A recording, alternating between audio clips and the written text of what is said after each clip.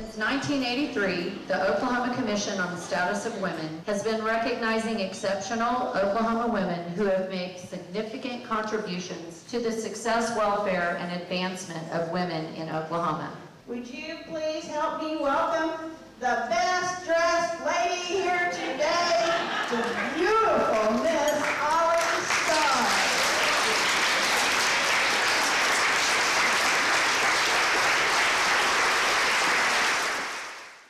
I'm Ollie Starr, and I live in Claremore, Oklahoma. I was born in 1941, and I guess, as you know, 1941 was the beginning of World War II. That was the year that women began to change their role of life because they began to go out into the workforce. Their husbands went to the Army, the military, and they assumed the role of working.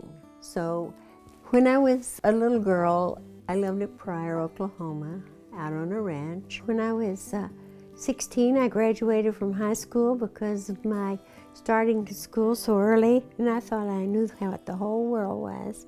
So I got married, and I had my first baby when I was 17, and by the time I was 25, I had 4.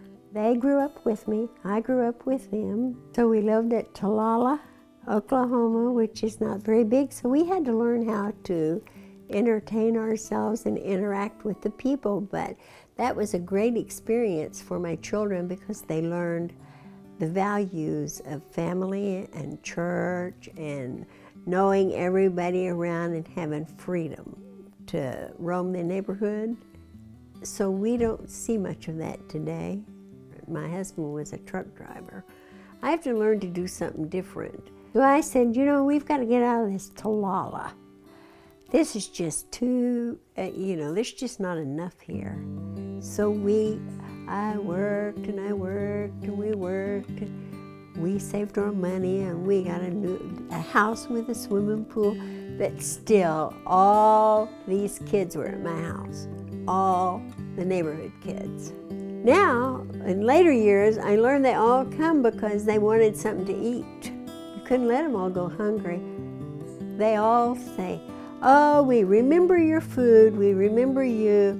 So when we moved, some of them just moved with us and they didn't tell their parents they were moving. So I've always kind of just gathered up people. Then my life changed, and brother, I went broke. So I was sitting there one day and saying, oh, gee, what am I going to do? And I said, oh, well, Atlanta's where all the action is. So I took $200, 2 suitcases, and one-way ticket and went to Atlanta. My children were all grown. And I started acting. I was going to acting school. So I went to acting school and I got cast in a few little movies. So I went to Hollywood and I became a star. I got married to Mr. Starr and moved from Atlanta to Hollywood, Florida. So now, if you ever want to become a star, just go to Hollywood, get married, and become a star. I had a coalition called Turn Around America, and it was a coalition against drugs and crime and cleaning neighborhoods up, and I taught people how, in other communities, how to clean their neighborhood. After several years of doing those kinds of things in Florida, I began to teach the military on how to do community interaction. I founded a Boys and Girls Club. I did many, many things.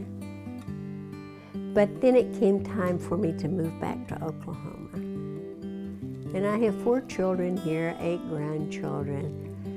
I have 6 great-grandchildren right now and 3 more on the way. So it's my place to be here now.